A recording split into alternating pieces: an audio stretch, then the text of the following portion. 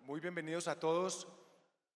Quiero darle la bienvenida al doctor Gerson Chaverra, presidente de la Corte Suprema de Justicia, al doctor Milton Rodríguez, presidente del Consejo de Estado, Chávez, perdóname, del Consejo de Estado, Andrés Caro, el director de la Fundación de la Defensa del Estado de Derecho, y tenemos un panel absolutamente crucial en las discusiones de país que estamos dando en estas últimas 48 horas, de lo que significa el Estado de Derecho, de lo que significa la justicia, de lo que significan las instituciones en Colombia, el poder y la fortaleza de nuestra democracia en momentos desafiantes, momentos que hemos venido conversando en los distintos paneles que nos preocupan y que estamos aquí para conversarlos, para dialogarlos y creo que ayer fue muy interesante el final de la tarde de buscar las soluciones y buscar cómo tomamos las mejores decisiones. Yo no quiero hacer una introducción analítica sobre el estado de la democracia en Colombia.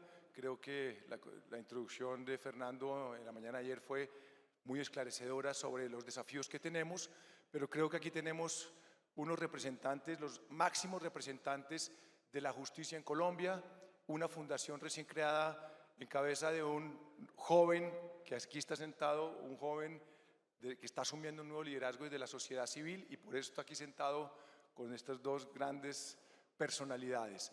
Así que para hablar de la justicia, para hablar de lo que significa la justicia, la institucionalidad y el Estado de Derecho en medio de la rabia, en medio de las pasiones y en medio de la polarización política que hoy en día se ha tomado el mundo y que se ha tomado a Colombia, donde todo se interpreta como amigo, enemigo, golpe blando, no golpe blando, unas lógicas donde los populistas navegan muy bien, no navegan esas olas muy bien, y donde las instituciones, que son los que permiten que estemos acá y que avancemos como sociedad, se empiezan a carcomer por dentro.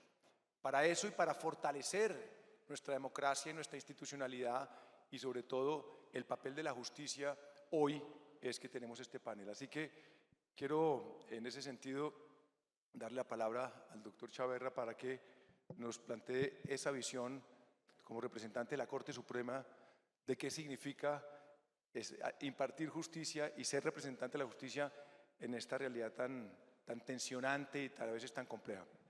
Muchas gracias, Alejandro. Complacido de estar aquí en este panel con un público de tan alto nivel. Gracias por esta invitación.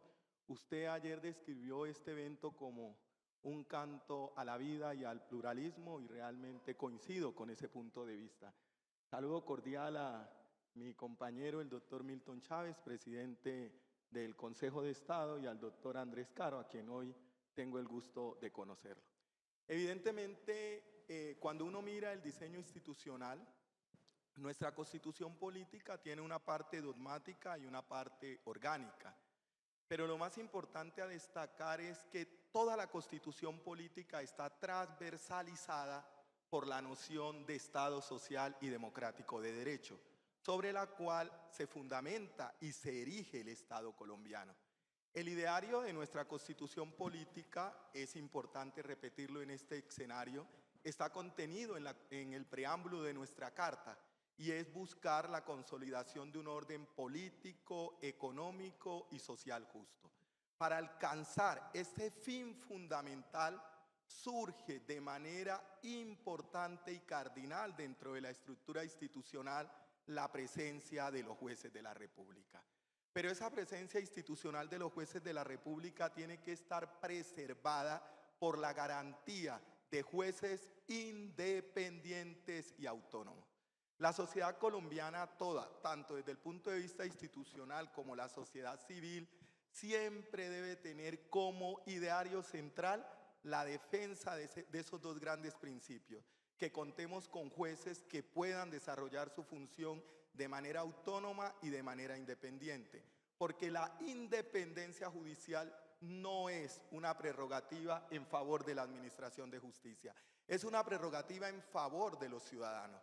porque en la medida en que los jueces puedan desarrollar su función con autonomía, podrán dentro del marco del Estado social y democrático de derecho defender y restablecer los derechos fundamentales de la sociedad. El juez en un Estado democrático se erige como el equilibrio.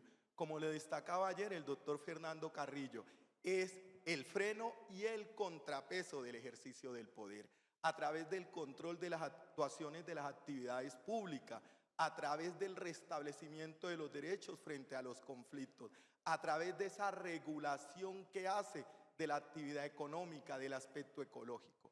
Cuando una sociedad es avasallada, cuando sus jueces se les afecta el principio toral de autonomía e independencia, esa sociedad empieza a ser herida de muerte. La democracia constitucional empieza a lacerarse cuando no se respeta la autonomía y la independencia de los jueces. Yo soy un juez de carrera que he trabajado durante 32 años ininterrumpidos en el ejercicio de la judicatura. Y lo que más defiendo y defenderé, incluso, no estoy haciendo aquí ningún tipo de populismo, lo digo con verdad, defenderé incluso con mi vida, es que se respete ese principio fundamental de que los jueces puedan trabajar con autonomía y con independencia. Y en el marco de una sociedad como la colombiana, eso sí que se necesita. La sociedad puede estar llena de polarización, pero los jueces tenemos el compromiso de trabajar a partir de idearios democráticos. No nos dejamos avasallar por cuanto por virtud de nuestras decisiones seamos objeto de descalificación. Pero esa narrativa perversa en contra de la justicia, en un marco de polarización política y social, sí afecta la autonomía y la independencia judicial. ¿Por qué? Porque las decisiones judiciales, cuya legitimidad se sustenta en la medida en que estén amparadas en la Constitución y la ley, empiezan a lacerarse con narrativas en las redes sociales perversas en contra de los jueces de la República, descalificándolos a través de sus decisiones, descalificándolos desde lo personal, y eso sí le hace mucho daño a la democracia. Lo que la sociedad colombiana puede tener claro, y lo digo como representante de la Corte Suprema de Justicia, que hay una Corte Suprema de Justicia sólida, robusta, con una conciencia institucional profunda, que tiene claro cuál es su rol y la necesidad de trabajo dentro de esta sociedad. Y por encima de narrativas, por encima de ataques que puedan venir desde diferentes puntos o aspectos de la sociedad o sectores ideológicos, nosotros vamos a estar firmes, primero, defendiendo nuestra actuación y ofreciendo una resolución de los casos en la medida del derecho, en la medida de la ley, pero también cumpliendo con una gran conciencia institucional, pero absolutamente institucional, las competencias electorales que nos ha delegado la Constitución política. Y así lo hemos demostrado en el transcurso de este año. Nosotros al principio del año fuimos objeto de una narrativa absolutamente dañina y perversa en el marco de la elección de fiscal general de la Nación.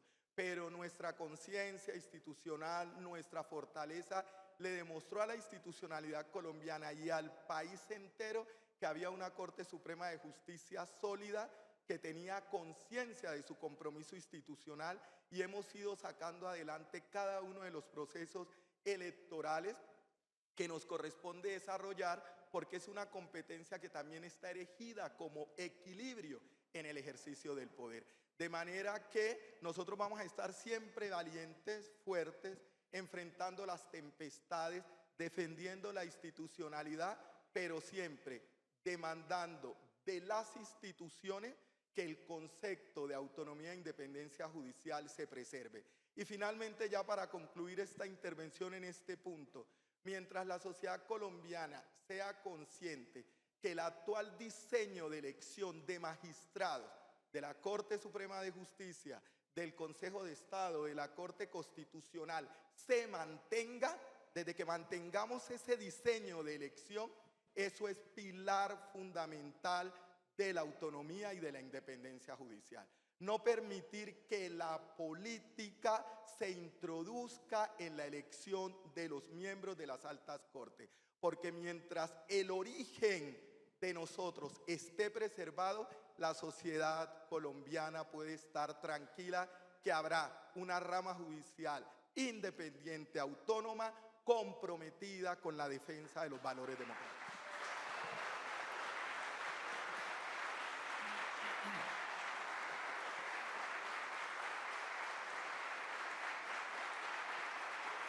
Muchísimas gracias, doctor Chaverra. Doctor Chávez, por favor, su visión introductoria frente a lo que planteé. Primero, un agradecimiento muy especial, Alejandro, por esta invitación a este escenario. Yo arranco diciendo que suscribo íntegramente lo que acaba de decir el doctor Gerson Chaverra.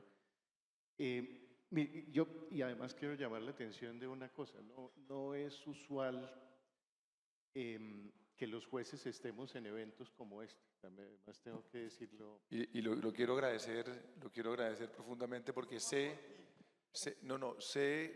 que precisamente en estos ambientes tensionantes todo lo que ustedes digan puede ser utilizado en su contra. Lo sé el cuidado que tienen que tener, sé la responsabilidad que les cabe, sabemos del juego de la política, que es un juego muchas veces muy sucio, y ustedes pues tienen que mantener esa dignidad, así que pues quiero agradecerles pues, haber estado acá, y crean que no vean que yo voy a tratar de corcharlos, no, o sea que por favor.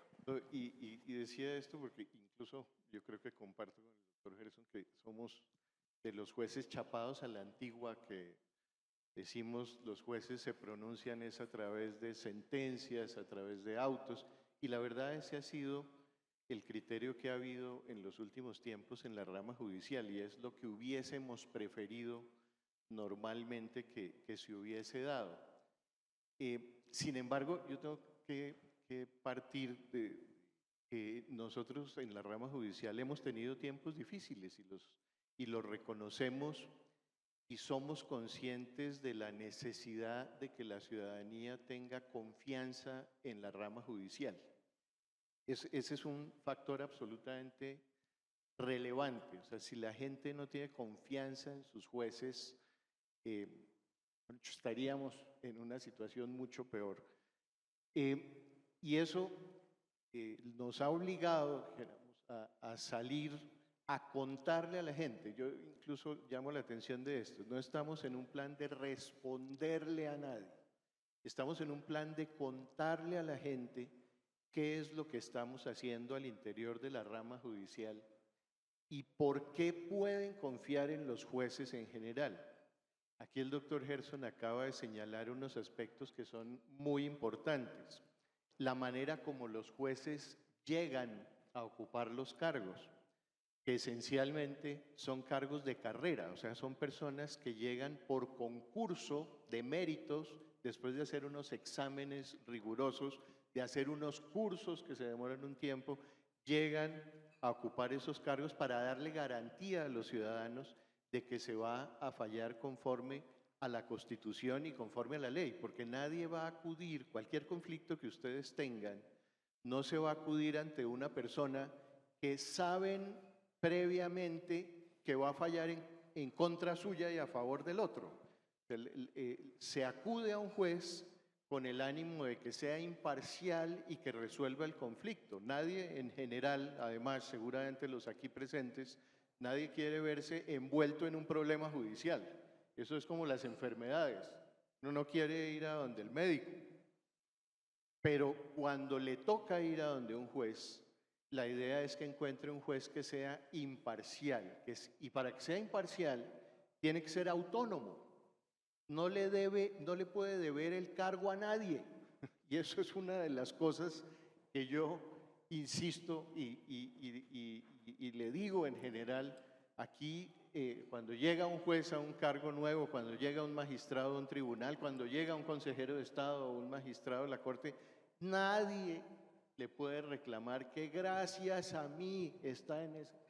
Porque no es así. Además, los sistemas de elección, incluso en las altas cortes, son tan complejos que no es posible que se le deba el favor a una persona. Y eso genera autonomía a la hora de actuar. Y también independencia. Y eso es absolutamente importante, que no haya presiones en general. Porque esto también tenemos que resaltarlo. Esto no es justicia divina. Aquí somos seres humanos que estamos impartiendo justicia con toda la responsabilidad que eso tiene. Y se requiere independencia en general. Obviamente, cada cual tiene una formación de toda índole que hace que tenga una forma de ver el derecho diferente.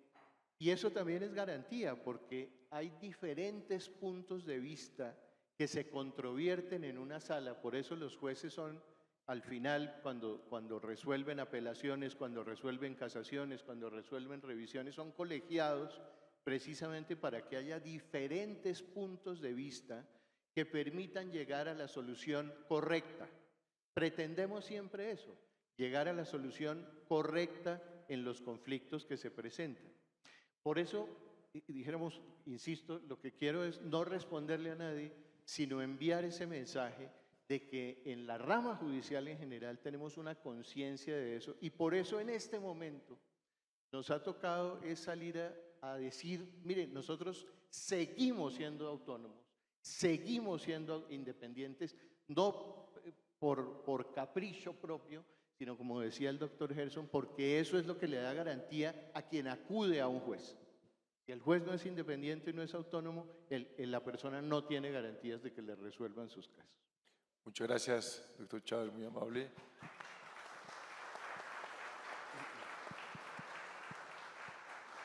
Andrés, por favor, su visión desde la Fundación y desde la sociedad civil. Muchas gracias, Alejandro, muchas gracias a Prisa. Es un honor estar con el doctor Chávez Rey, con el doctor Chávez. Yo me puse muy feliz, Alejandro, cuando usted me cambió de panel, quiero contarle, porque pensé que me iba a tocar hablar como polemista de la realidad política, pero prefiero volver a uno de mis grandes amores, lo cual es muy raro, pero uno de mis grandes amores académicos es la separación de poderes. De eso escribo. Y me encanta. Y ahora como está de moda el cambio de sombreros en Colombia, pues de pronto en esta me va mejor. Yo estaba caminando por Villa de Leyva en estos días y como esto es el Festival de las Ideas, creo que es muy oportuno y estamos en Villa de Leyva y entré a la casa donde supuestamente, y digo supuestamente porque en la casa se explica que es posible, de pronto probable, donde murió Antonio Nariño, a cada 2 cuadras bajando. Y está impresa la traducción que hizo Nariño de la Declaración de los Derechos del Hombre y del Ciudadano que se hizo en la Convención Nacional en Francia, que es una traducción de las más tempranas, la hizo Nariño en 1793, y en el artículo 16 decía: ninguna sociedad que no tenga derechos ni separación de poderes puede tener una constitución. Y ese es el principio desde la traducción de Nariño, que fue una especie de precursora de nuestras primeras constituciones, hasta el artículo 113 de nuestra Constitución, donde se plantea que en Colombia siempre ha habido separación de poderes. Siempre hemos tenido una separación de poderes. Y la separación de poderes se la inventaron estas personas, la concibieron estas personas porque sabían de una ley de pronto de la naturaleza humana, que el poder tiende a acumularse. Ahí donde alguien tiene mucho poder, va a querer más y va a tratar de ejercerlo más y de formas cada vez más arbitrarias. Y estas personas concibieron la separación de poderes porque éramos imperfectos, porque los seres humanos somos imperfectos y porque teníamos que controlarnos unos a otros. Los papeles federalistas en Estados Unidos dicen que la ambición controle a la ambición, lo dicen. En nuestra versión más francesa, de pronto más continental, es que unas instituciones controlen a otras. Y ese es el deber de las instituciones, para mantener la libertad, los derechos, pero también para protegernos de la tiranía. Pero para que esto funcione necesitamos de temperamentos. Los jueces necesitan cierto temperamento. A mí me gusta mucho los jueces de Colombia que solo aparecen muy de vez en cuando, que uno no sabe cómo se ven ni cómo se llaman, incluso los grandes magistrados. Y creo que así debería funcionar, porque hablan como jueces y como cortes. De alguna manera es un trabajo un poco anónimo y por eso se tienen que vestir de negro y los togados. Se necesita cierta modestia en una comunidad liberal, se necesita cierta modestia y nunca asumir que uno tiene más poder de los que tiene. Y eso también se tiene que predicar del gobierno y de los líderes políticos. Un ejemplo, lo decía ahorita el ministro Bonilla, fue la elección del gerente del banco. La reelección del gerente del banco es también un ejercicio de separación de poderes y de discreción, de uso, digamos, de un uso serio de una discreción que le da, de una facultad que se le da al Ejecutivo. Bien usada, me parece, como todos reconocieron con el aplauso al reelegido gerente.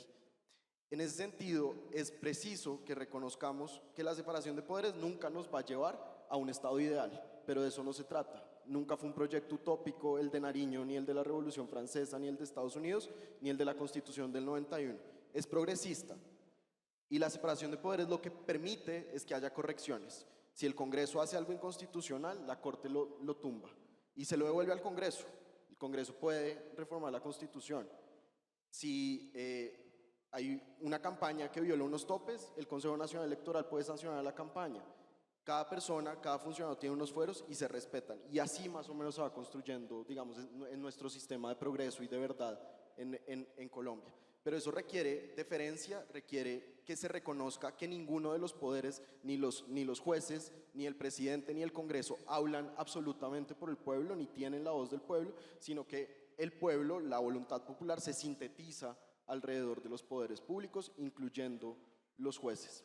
Y me parece que es muy importante que y creo que el aplauso a las intervenciones de los magistrados lo muestra, que hay un respeto incluso anterior a sus decisiones por la pura institución de la justicia. Y creo que eso hay que reforzarlo, creo que eso hay que recordarlo y creo que viniendo a Villa de Leyva podemos recordar que es una parte muy integral de nuestra tradición constitucional. Muchas gracias, Andrés. Muchas gracias. Siempre cuando hablamos de separación de poderes, de frenos y pesos y contrapesos, de demandas que llegan a las altas cortes, pues muchas de esas demandas se resuelven y dejan incómodos a muchos sectores. Hay una demanda es porque hay una tensión que se resuelve a la luz de la Constitución y de la ley, y hay unos que ganan y unos que pierden. Eso inevitablemente en el mundo de hoy, los que pierden se quejan. Reclaman, capitalizan de alguna manera políticamente o no. ¿Cómo ustedes muchas veces son una piedra en el zapato, porque ser contrapeso y freno son piedras en el zapato de las democracias, pero en el fondo son temas que se tienen que ver a la luz de la Constitución? ¿Cómo es ese carácter ya internamente dentro del ADN de la rama?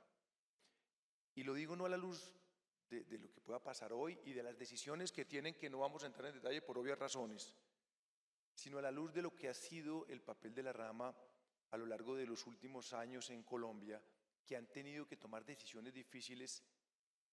Acordémonos una de las más importantes en la historia de la justicia y la democracia colombiana, que fue la segunda reelección en su momento, cosa fue un tema admirado en toda América Latina. Y tuvo su efecto, por supuesto que tuvo su efecto. Quería preguntarles sobre ese carácter de tomar decisiones difíciles en momentos difíciles, como rama a la luz de la Constitución y la ley. ¿Qué tan fácil es para ustedes a veces, de golpe, estar solos en decisiones que son impopulares? Y donde hay en el mundo de las redes sociales, el mundo del linchamiento digital, y donde mira lo que están diciendo de ti, y donde todo el mundo empieza a asustarse porque pues cree que el mundo se va a acabar. Doctor Chaverra. Gracias, Alejandro. Considero que hay dos cualidades importantes que debe tener un juez, y es ser empático y ser valiente.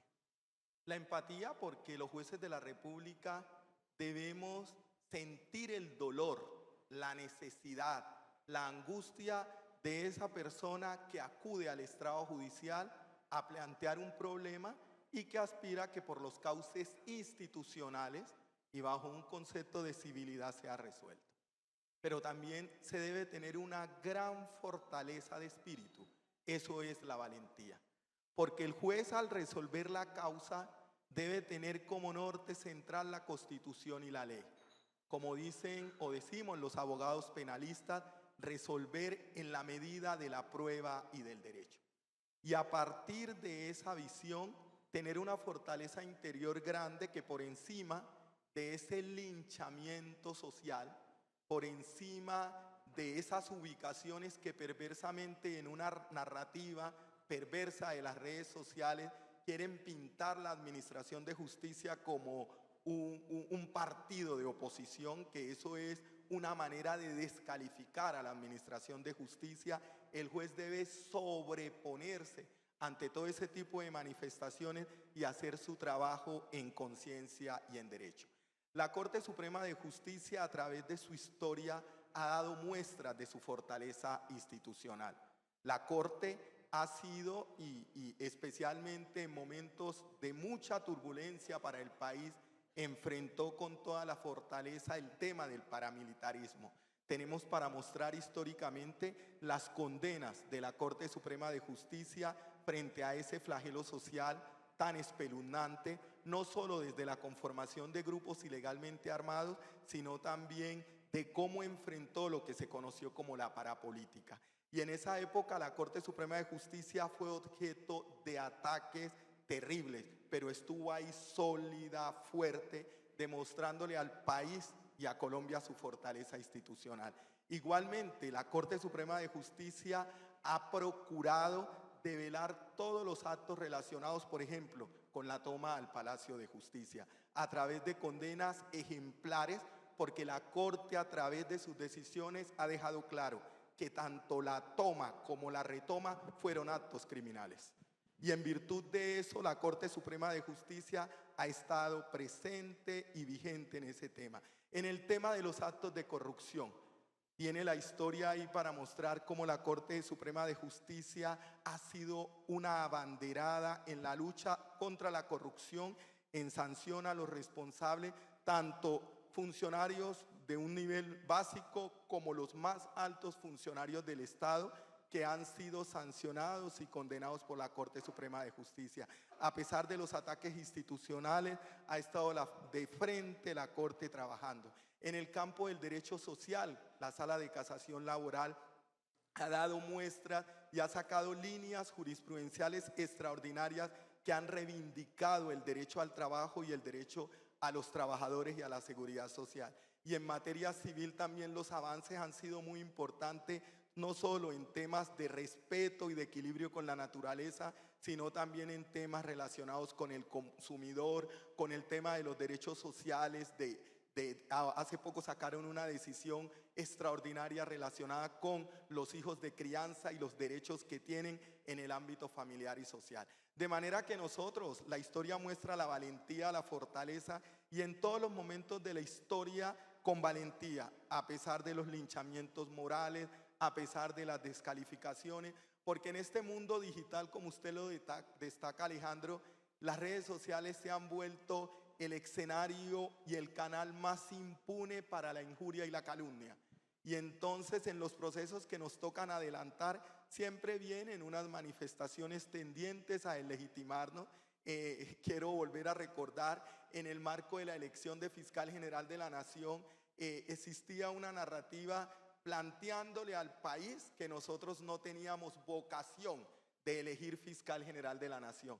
Y el país conoce todo lo que hubo en torno a esa narrativa, que me tocó como presidente de la Corte salir a enfrentarla. Fuimos objeto de bloqueos y con fortaleza institucional exigimos que mientras no hubiesen condiciones adecuadas para elegir con autonomía e independencia, no lo íbamos a hacer. Se garantizaba la situación y en virtud de eso, incluso que no fue reconocido frente a las personas que adelantaron la narrativa, bajo una coyuntura especial que se presentó, que una de las candidatas renunció a última hora, que ello hubiera podido ser un pretexto para no nombrar. La Corte demostró que su compromiso era con la institucionalidad. Y en menos de 20 días, del momento en que se fue el anterior fiscal, la Corte cumplió con su deber constitucional. Toda esa narrativa perversa no salió después, ni lo necesitábamos, a reconocer el valor de la Corte Suprema de Justicia en una elección tan importante. Pero con esto quiero decirles, y es que por encima de los linchamientos hay una Corte Suprema valiente, fuerte, encaminada y con un solo compromiso, la defensa de los valores democráticos. Muchas gracias, doctor Chaverra. Doctor Chávez, estamos en una época de reformas de un país que necesita hacer muchas reformas que no se han hecho a lo largo de los años. La discusión es cómo se deben hacer esas reformas. Uno de los puntos que sale a la agenda pública con mucha recurrencia es el tema de la reforma a la justicia. Entonces, el tema de reforma a la justicia. ¿Usted cree que, digamos, a la luz del ambiente político en general, ese tipo de planteamientos de reforma se vuelven más difícil? Digamos, las reformas que necesitaría la justicia, sin entrar en esos detalles porque no viene al caso, es ese ambiente político muchas veces impide o dificulta encarar unas reformas que a veces son necesarias porque se abren cajas de Pandora y la gente prefiere decir, no, no abremos esa caja, aunque se necesitan ciertas reformas, porque esto puede terminar mal. O sea, ¿usted cree que en un ambiente político donde en el mundo, digo, y en Colombia, vemos la polarización, se toma las agendas del país, dificulta ese tipo de reformas en el caso de la justicia? Pues mire, yo le voy a responder desde un punto de vista muy personal. La infraestructura de la normativa en Colombia es por esencia más rigurosa, digamos, hace que los cambios constitucionales esencialmente sean más rígidos. Sin embargo, pues tenemos una constitución que ha cambiado varias veces en los últimos 30 años que la tenemos. Y uno diría que prácticamente cuando hay una modificación tiene que ser porque se justifica plenamente el cambio. Y claro, o sea, no vamos a decir que vivimos en el paraíso terrenal, obviamente habrá cosas que hay que modificar, pero hay que tener claros los planteamientos. Mire, este es el problema y esta es la propuesta de solución. Yo, la problemática, no sé si Alejandro se refiere, hace un tiempo el gobierno propuso unas reformas a la justicia y el Consejo de Estado particularmente se abstuvo de participar en esos debates, pero la razón principal era porque no había claridad en qué era lo que se quería reformar. Y como yo le decía al ministro de Justicia entonces, es que prácticamente se cita una lluvia de ideas, a ver a quién se le ocurre, qué podemos reformar, y en efecto, en algunas de esas reuniones, me cuenta doctor Gerson, surgen unas ideas curiosísimas, surgen unas que a veces no es tan conveniente abrir esos espacios porque si uno está frente a expertos, dijéramos, frente a dolientes de la justicia, uno los ve muy bien, pero a veces surgen unas ideas curiosísimas que no vimos la verdad conveniente en ese escenario participar, y de hecho veo que esas ideas finalmente se enterraron. Y por el contrario, unas propuestas que la Corte Suprema de Justicia realizó muy conscientemente sobre la problemática en los procedimientos penal, en el procedimiento laboral, el gobierno las ha cogido y se están avanzando en ellas, pero bajo un criterio mucho más responsable y de dolientes de la Administración de Justicia, porque es que la problemática, y excúsenme, yo me meto en camisa de 11 varas hablando de otros países. Cuando se hacen esa lluvia de ideas, surgen unas ideas como las que hay en México en este momento, que a uno le parece, a mí personalmente me parece traída de los cabellos. Es que imagínense ustedes que yo saliera hoy a campaña electoral para que me elijan consejero de Estado. Cualquier cosa que yo les proponga es una barbaridad. Cualquier cosa que yo diga que voy a hacer de juez es una barbaridad. lo que se les ocurra, por más noble que les parezca. Porque precisamente lo que estamos diciendo es que la justicia tiene que ser absolutamente imparcial. Y si yo tengo que deberle el cargo a un partido político, a un financiador de la campaña, eso ya automáticamente rompe la autonomía y la independencia. Entonces, ni más faltaba.